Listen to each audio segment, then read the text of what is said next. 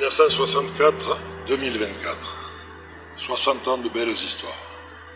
Ce club a une histoire qui n'est vraiment pas banale.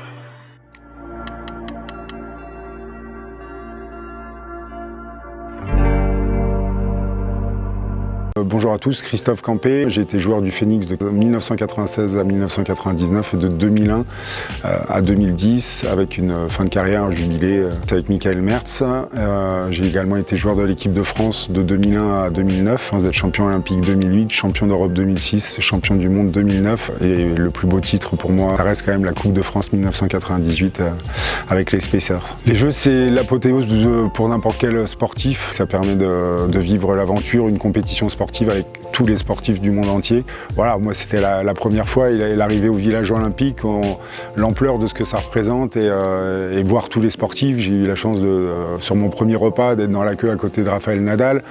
Voilà, j'ai essayé de m'enlever du fan que je peux être de tous ces sportifs que je représentais, parce que j'étais là aussi moi pour une compétition, mais c'est vrai que quand on croise Usain Bolt, enfin je peux vous en citer, à la cérémonie d'ouverture, il y avait Kobe Bryant, paix à son âme, énorme sportif, et tous les basketteurs américains, il y avait Roger Federer, enfin c'est là qu'on se rend compte justement que c'est les Jeux Olympiques. Il y a un vivre ensemble, je trouve, qu'on aimerait avoir dans le monde, c'est-à-dire qu'on est tous ensemble, tout le monde a le sourire, tout le monde se respecte, et c'est vraiment ça, en premier lieu, que j'ai retenu.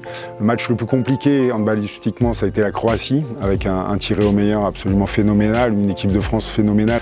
Et en fait, au moment où on joue l'Islande, qui a réalisé un exploit phénoménal, se retrouver en finale des Jeux Olympiques, moi j'ai eu une émotion, c'est assez paradoxal, mais moi j'ai eu les larmes aux yeux en rentrant sur le terrain, ce qu'il ne faut certainement pas faire, hein, je le dis à tous les jeunes qui regardent cette vidéo, mais l'émotion était tellement forte parce que je savais que j'allais devenir champion olympique. Sans prétention, mais j'avais vu dans le regard de mes partenaires que ce match-là, quelle que soit l'équipe en face, on ne le perdrait pas, et ça a été le cas, et c'est magique.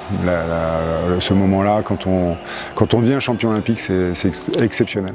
Je le dis, je l'ai déjà répété, mais on ne se lève pas plus beau, plus intelligent parce qu'on est champion olympique, mais on sait que quelque part on a marqué l'histoire de notre sport, alors, avec plein d'humilité, parce que j'avais pas un rôle.